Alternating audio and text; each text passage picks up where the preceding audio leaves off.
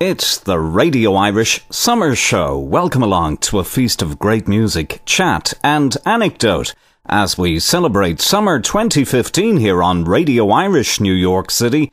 Seán McCarthy here. First, I'd like to invite to Radio Irish one of the most recognisable pop icons from the 1980s and 90s, whose brilliant chart successes with songs like Cry and Be Free, You Don't Love Me, and the chart-topping Calling Your Name were the stuff of our dance floor days back in the androgynous, flagrantly fanciful 1980s. I was a radio disc jockey and news presenter back in Ireland in those days, the 80s. 738 Gary Hammer. And I played all the great hits that our first guest delivered. He needs no introduction.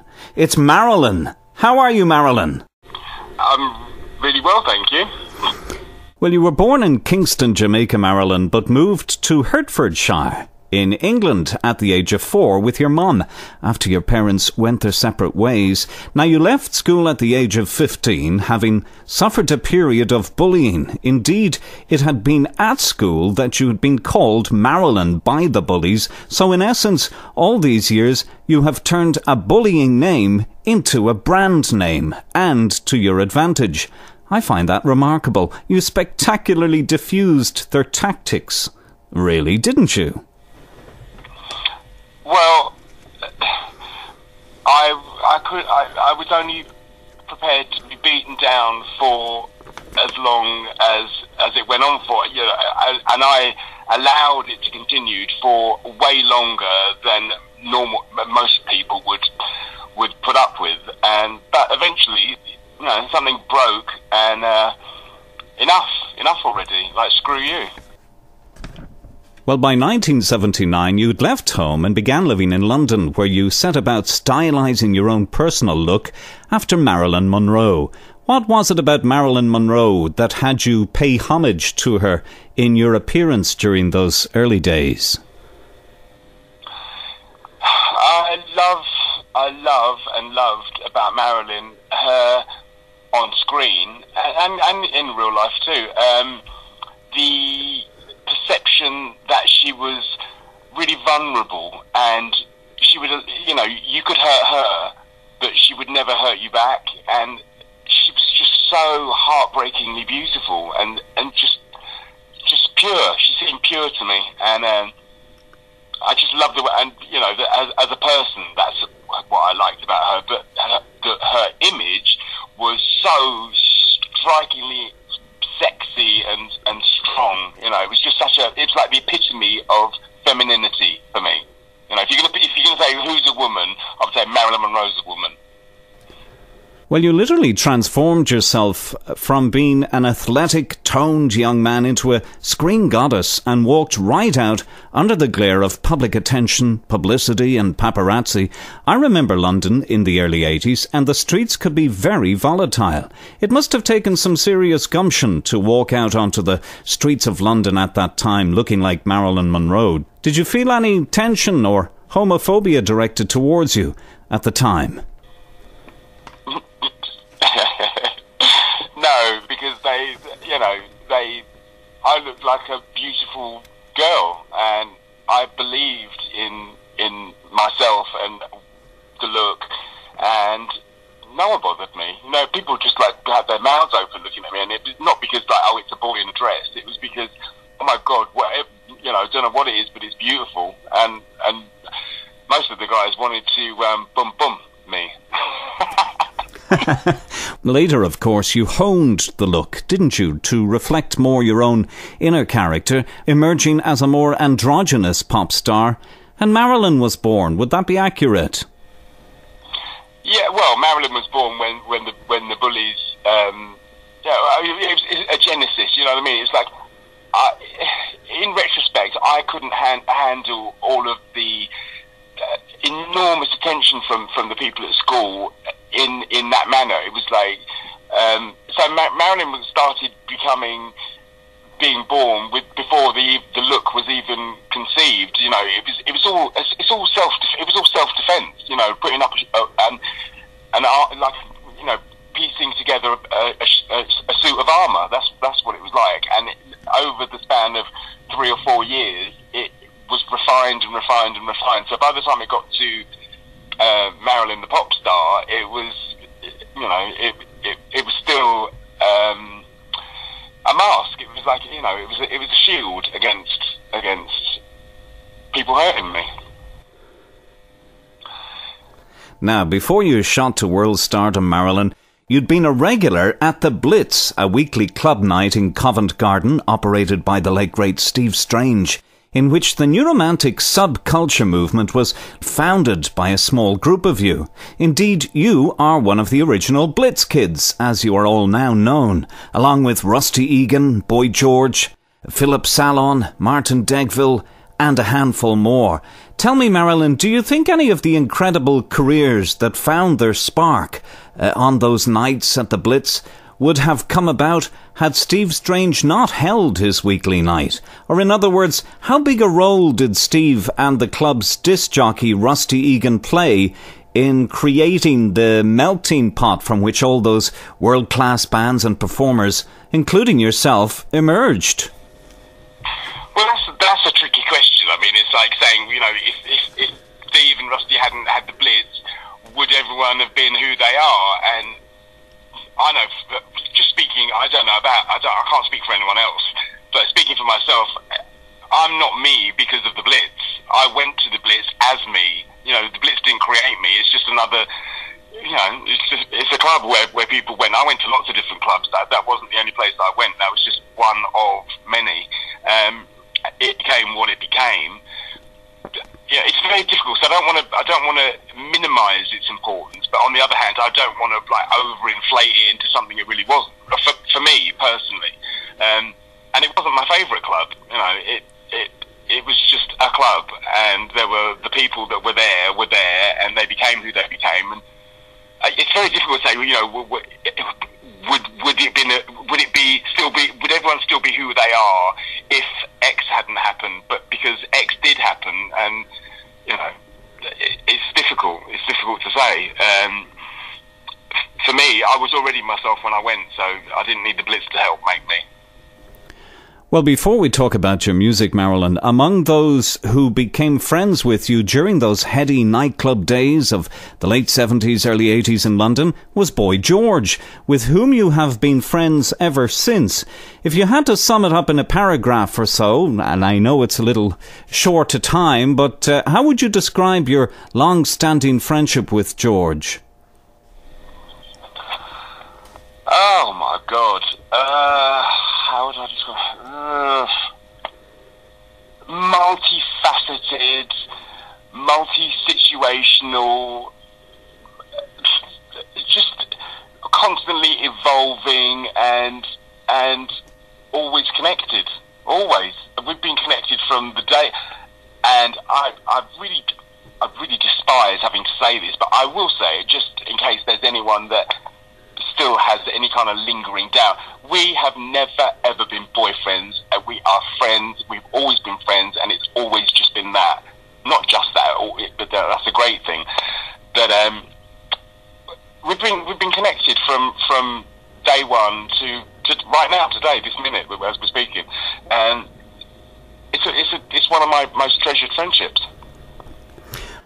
Well, it was in and around 1981-82, I believe, when you relocated to Los Angeles, Marilyn. Your debut hit, Calling Your Name, shot to number 5 in the UK charts, was a number 1 hit record in Japan. Further UK top hits came for you in 1984 with your self-penned soulful Cry and Be Free, produced by Clive Langer and Alan Winstanley of Dexy's Midnight Runners, and its follow-up, You Don't Love Me, also produced by Langer and Winstanley, which you went on to perform at the Children's Royal Variety performance held at Her Majesty's Theatre in London in the presence of Princess Anne. We've chatted about some of your most memorable hits, Marilyn, the latter two, which saw you working with Miss Claudia Fontaine and Naomi Thompson Osborne on support vocals.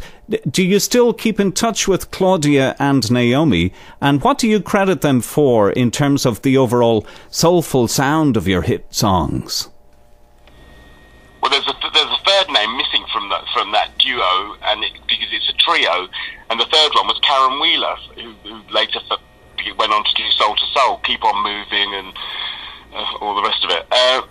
So it was the three of them, and they were called Aphrodisiac at the time. They had a band called Aphrodisiac, and they sang on all of my early recordings. I mean, in fact, Claudia sang on lots of my stuff. Do I still keep in touch with? I haven't spoken to Claudia for a few years, but it's one of those. It's one of those relationships. If I'm connected to someone, I can, and it's the same with any good friends. I think, and my experience has been that you can go for any period of time, insert the number in the gap, and when you see them or speak to them again, you pick up right where you left off, and that to me is the test of a true friendship. And I've you know, Claudia's part of my heart. You know, Claudia's part of my heart. Well, you were now big time, and another continent that took you to its heart was Australia, where in March 1984 you jetted into Australia for a 10-day promotional tour, only to be completely swamped by fans at Melbourne Airport, a phenomenon that very few pop stars, including ABBA, had witnessed before you. What was it about Australian fans that had them so hardcore for you, so to speak, do you think, MARILYN?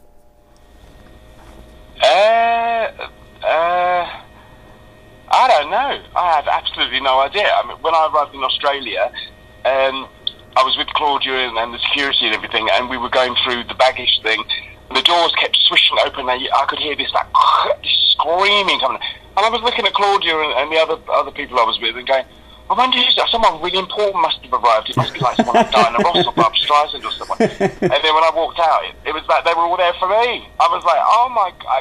I mean, I couldn't have been more stunned, especially after a 24-hour flight or whatever it was. I don't know why the Australians are like they are, but believe me, I'm very glad they are. Well, there wasn't a newspaper in the UK and Ireland and further afield that one couldn't open up, and there you were, either on your own on foot of your chart successes or with Boy George, as his career with Culture Club had also taken off. In late 1984 came Bob Geldof's massively publicised Band-Aid charity single Do They Know It's Christmas, which you perform on along with a host of other pop giants. This was history in the making, wasn't it really, when we look back now? What was that recording session like, MARILYN? Well, Bob was on the same label as me, and every time I bumped into him, he'd say, "You're going to come to this charity thing we're doing. You're going to come to," and I was like, and it got to the stage where I would like see him coming towards me and go, "Oh no, he's going to go on about damn charity." I'm just keeping it real, you know, as I do. And he'd done it so often, and he's so, when Bob like has got something in his head and wants you to do something, it's very difficult. Well, I found it very difficult to say, "No, I'm not interested." You know, and I mean, I was interested, but it was kind of like, and it was on a Sunday, really early in the morning, and all of that, and I had no idea. I had no idea what I was turning up to. I just got out of bed, put my clothes on, got in the car, drove over, and it was like bang. And I was like, oh God, what have I signed up for? You know. And then all these other people were turning up, and I was like, oh my Lord, I didn't have a clue. And he must have gone round to every single one of those people that turned up on that day and done the exact same thing that he'd done to me to them. So basically, like, battered them into turning up. You know, I don't know how many of them felt like, oh God, like I did. But you know, it was a really good. And the good thing about it was that there was, because that's a lot of egos right there, a lot of egos. And on the day, it was just so lovely. Everyone was getting on. There was no diva or devo rubbish going on. It was like everyone went and did what they were supposed to do and kept themselves in check, and it was a really good day. And there was lots of stuff that went on that I can't really, talk about. But there's other stuff going on, because there was cameras walking around the whole time. But there was stuff going on between the person with the camera walking by. It's very odd the way that happened. But it was a really good day, and I'm really, really pleased I did it. Really pleased. Well, in 1985, you began to work with famed producer Don Was on the single Baby You Left Me in the Cold, which was featured on the album Despite Straight Lines, released in June 1985 and re-released in November 2008, which is available online. A multiple Grammy Award-winning Don Was, famed for producing the Rolling Stones, Bob Dylan, Garth Brooks, Ringo Starr, and the list goes on. What was it like to be working with Don Was? That must have been quite a satisfying experience creatively. Yeah, it absolutely was. It was different, really different, because I recorded in Detroit with them, and he had at that time he had Sweet Pea and Carol and all of the people. You know, he had a team of people, and so I had to walk into that, which was quite huge, and because they've all got huge personalities, all of those, and they're really great singers as well. So it was kind of, I mean, I could have been like very intimidated, but they were just so lovely to me, and really try. You know, I had a vision, and I could hear what I wanted, and I wanted to get it out of them. And you know, it was challenging to work in that environment, and not be over intimidated, but because I always used to think of myself as like, oh God, I'm going to get found out. I'm useless. I'm not very good, and you know that low self-worth thing I had going on.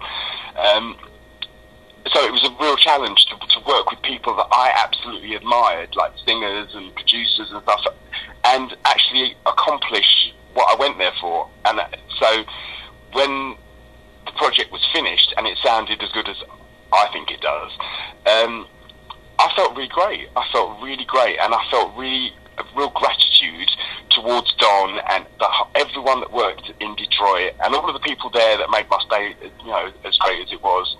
You know, it was just a wonderful experience. Really, I mean that sounds really like phony, and like it could sound phony, but I don't chat shit. You know, that's the way it was, and I do feel the way I do.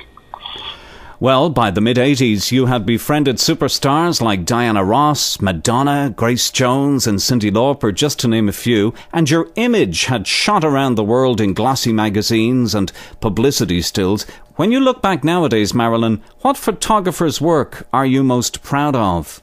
Do any specific photographers spring to mind?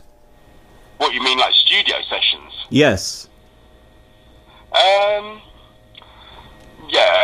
Well, Jamie Morgan was always, you know, phenomenal photographer.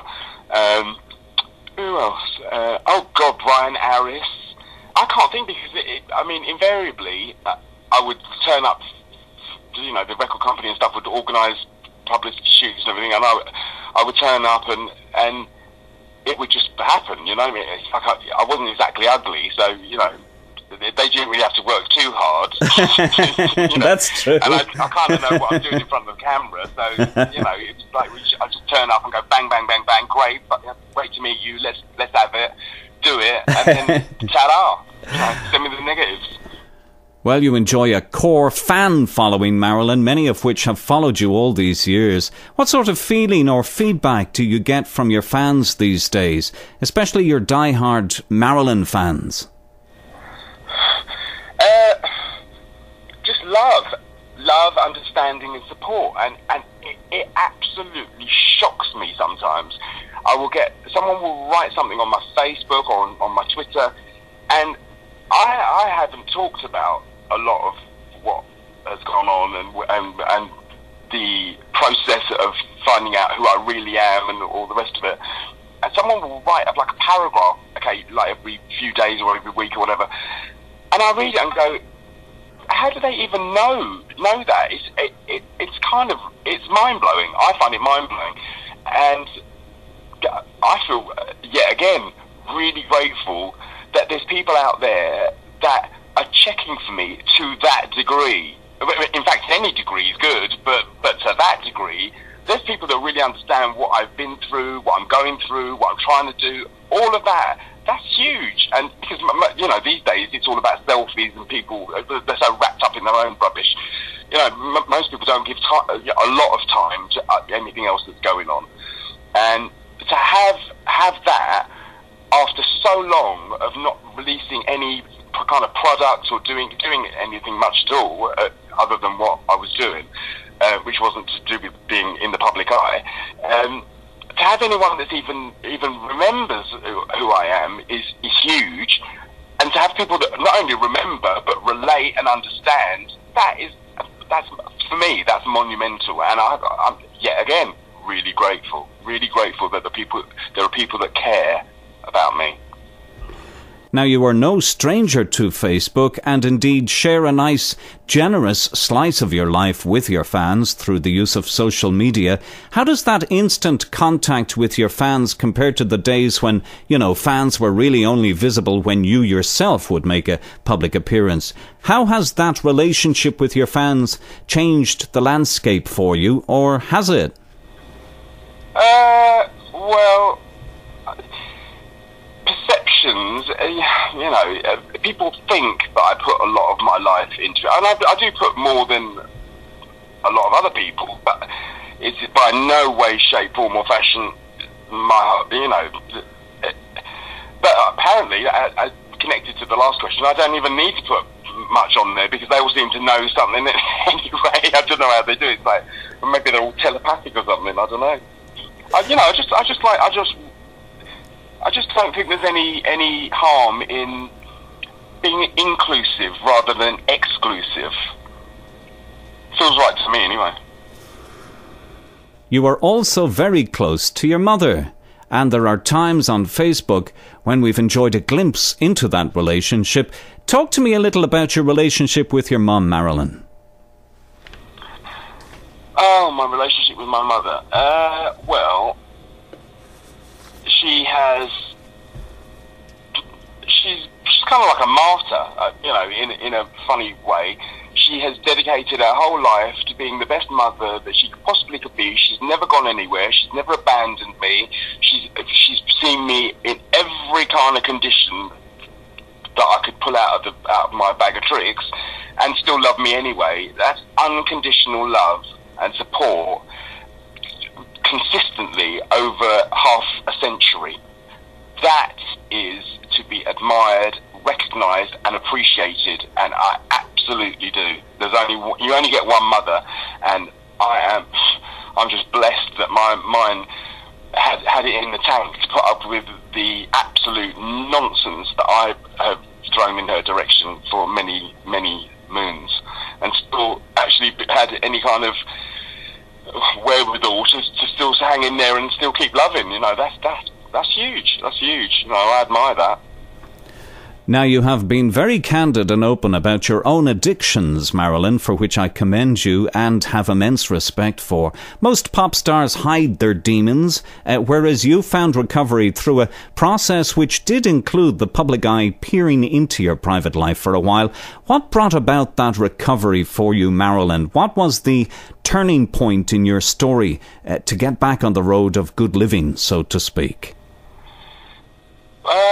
Well, I was sitting in my flat, looking out the window in the late afternoon, drenched in blood, staring out the window after having tried numerous times to get the rubbish in me, and I hadn't opened any mail for weeks. I was getting like disconnection notes, all of this, you know, all of that stuff that goes on, and I was sitting thinking in my demented state. Well, I suppose the electricity was going to get cut off. I can get candles. I've lived in spots before, and the gas is going to get cut off. Well, I don't mind. I can do without hot water. I can like wash in cold, boil the kettle, and then I'm thinking, well, I'm probably going to get made homeless at some point because this is going in that direction. And I'm looking out the window at a row of bushes, and I'm thinking, well, summer's coming. I could get a tent from some cheap place and live in the tent underneath the bushes round by the river. I suddenly had this like out-of-body experience, and I was in the corner of the room looking down on myself, and I just went, oh my God, me who loves like face creams and face scrubs and bubble baths and candlelit bubble baths and all that. I'm sitting there planning on creating my own destiny by what I'm planning and by doing what I'm doing. And I just had this out of body thing, and I just went, oh no. And I snapped back into myself, and I just took a deep breath of air and just went, that's it. I ain't going under no bush.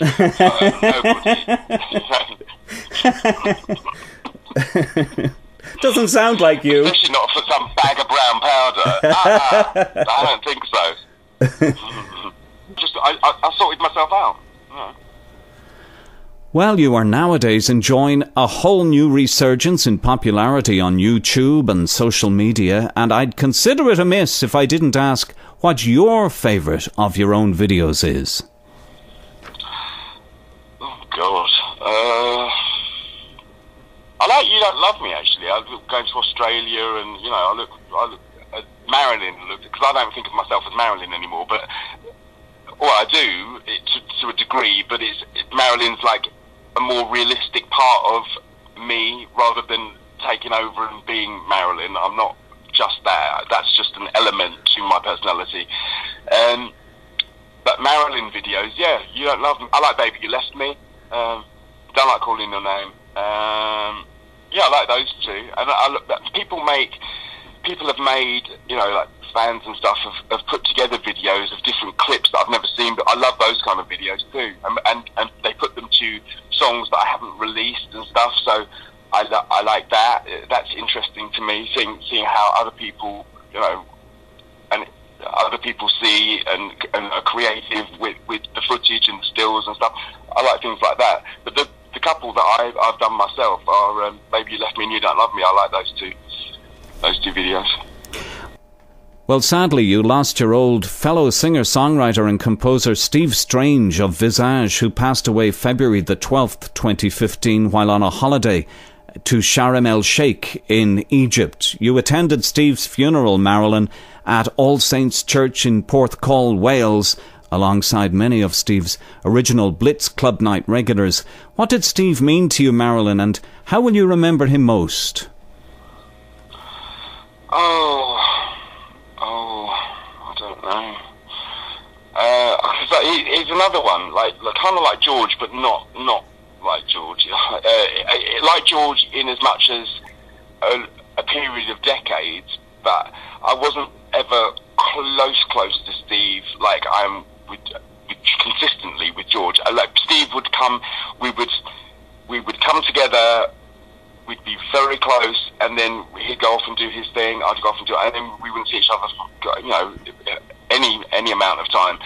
But every time I saw him, there was always, I respected him. I respected Steve, and I loved him. He's another one I've seen. And it's all dependent on where I am in my life, or was in my life, and where he was in his. And many times we were both in places that were really, not right. And then I've seen him when he's been doing well, or weller, or more well. I don't know what the correct English for that is. Better. He was doing better. Yes, he was doing better. So it's a hard one, but the thing that I remember about Steve is the last thing is after he died, someone said, "Oh, did you see that message?"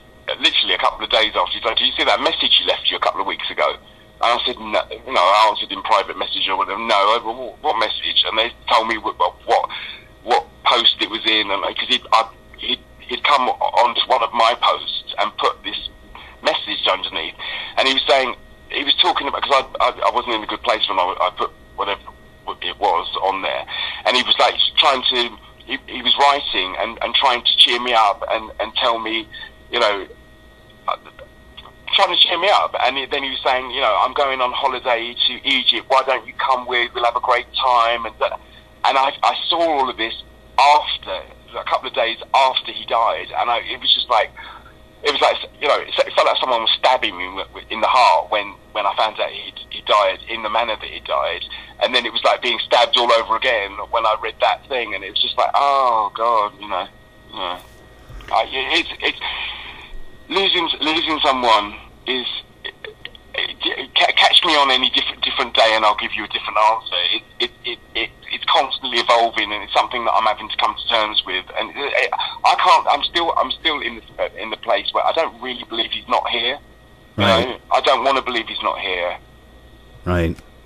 No.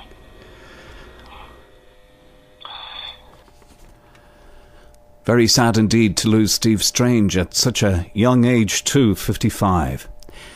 Now, you have all sorts of projects in the work. Indeed, your old mate Boy George is off to Los Angeles to shoot a reality television show, I believe, which will see him reveal his everyday life to the world, I understand. Are we going to be so lucky as to get to see you making an appearance, Marilyn, on the show? Yeah, if they pay me enough cash. Yeah, I was talking to George about it today, funnily enough. Still, it's like ongoing, and it's kind of all a bit up in the air. Am I allowed to be talking about this? Okay. Yeah, I mean, he's got the reality show going on. It's all in the works, and yeah, I will be on it if asked, of course. Yeah. Well, we certainly look forward to that. You're also back in the studio working. Any hints there, Marilyn? What kind of hints? Well, what are you working on? Never you mind. Okay, well, that's why I asked. Any hints? I think it's probably safe to say that it's music. Oh, good. Okay, great. But it's it's hush hush for now, huh?